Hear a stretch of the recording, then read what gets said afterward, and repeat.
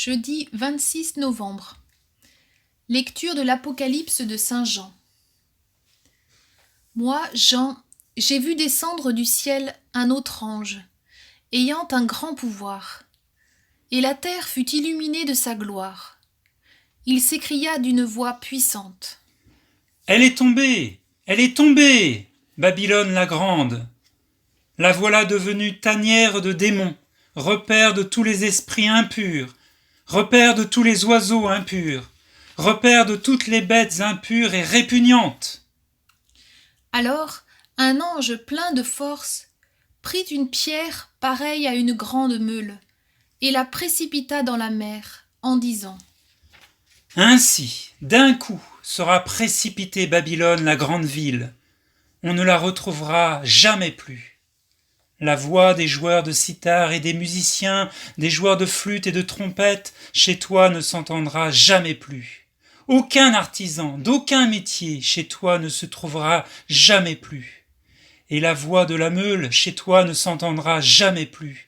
La lumière de la lampe, chez toi ne brillera jamais plus. La voix du jeune époux et de son épouse, chez toi ne s'entendra jamais plus. Pourtant, tes marchands étaient les magnats de la terre, et tes sortilèges égaraient toutes les nations. Après cela, j'entendis comme la voix forte d'une foule immense dans le ciel, qui proclamait : Alléluia! Le salut, la gloire, la puissance à notre Dieu. Ils sont vrais, ils sont justes, ces jugements. Il a jugé la grande prostituée qui corrompait la terre par sa prostitution. Il a réclamé justice du sang de ses serviteurs qu'elle a versé de sa main. Et la foule reprit : Alléluia! La fumée de l'incendie s'élève pour les siècles des siècles. Puis l'ange me dit : Écris, heureux les invités au repas des noces de l'agneau. Parole du Seigneur. Nous rendons grâce à Dieu. Où est l'amour dans ces scènes de jugement, voire de condamnation de Babylone ? Sur ce texte, c'est l'amour qui s'y cache. Pourtant, je ferai 3 remarques. D'abord, ce passage de l'Apocalypse a été écrit par Saint Jean, l'apôtre bien-aimé, tout comme son évangile et ses 3 lettres, dont on sait que personne ailleurs ne dit aussi clairement combien Dieu est amour. Or, la règle vaut que chaque texte sacré doit être interprété en cohérence avec l'ensemble de l'Écriture sainte. Surtout si c'est non seulement le même esprit qui l'inspire, mais encore le même auteur, Jean, qui les transmet.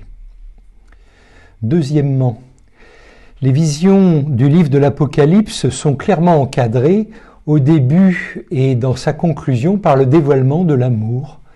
L'acteur principal est, et je ne fais que citer, celui qui nous aime, Apocalypse 1,15, celui qui t'a aimé, Apocalypse 3,9, et celui, certes, qui corrige ceux qu'il aime, Apocalypse 3,19.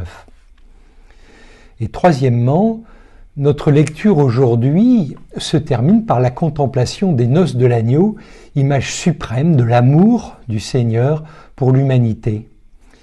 Et la nouvelle traduction de la messe reprendra intact, lors de la présentation de l'hostie consacrée à l'Assemblée, cette belle déclaration d'amour à la fin de notre passage.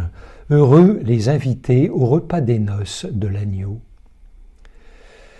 Dieu s'est fait homme pour se donner totalement à nous dans l'incarnation. Mais Dieu n'est pas homme, il est Dieu, nom de Dieu.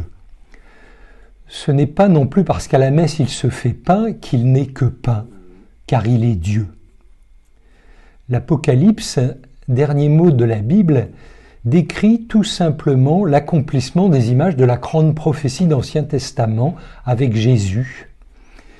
L'Apocalypse présente Dieu à côté de l'agneau égorgé, surtout comme feu, feu d'amour, et donc feu du jugement, car nous serons jugés par l'amour. Et le damné brûlera en autopunition de ne pas vouloir s'embraser de ce feu. Il conviendrait donc de rendre à Dieu toute sa gloire, là où on l'aurait un peu domestiqué sous la langue de buis, comme simple amour sentimental, Dieu de tendresse, comme simple amour de sympathie, Dieu de bienveillance, car il est aussi le Dieu de justice. Êtes-vous contre la justice ? La justice n'est-elle pas le minimum de l'amour ? Est-ce que la justice de Dieu ne vous brûle pas d'une sainte colère face au cynisme des puissances formidables qui ruinent le bien commun, qui président aux guerres et aux mensonges de ce monde ? Nous sommes là dans le vrai combat spirituel de l'Apocalypse, contre la tanière des démons, le repère de tous les esprits impurs, de toutes les bêtes impures et répugnantes.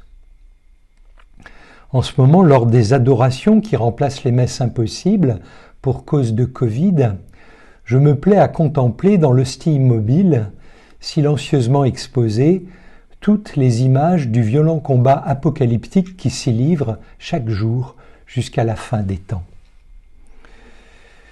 En effet, rien n'existe que par Dieu, amour, don, charité, vie. Or nous sommes baignés d'un relativisme où il conviendrait que Dieu soit aussi un peu tout et n'importe quoi. Or il n'est qu'amour, et en dehors de lui, rien ne subsiste.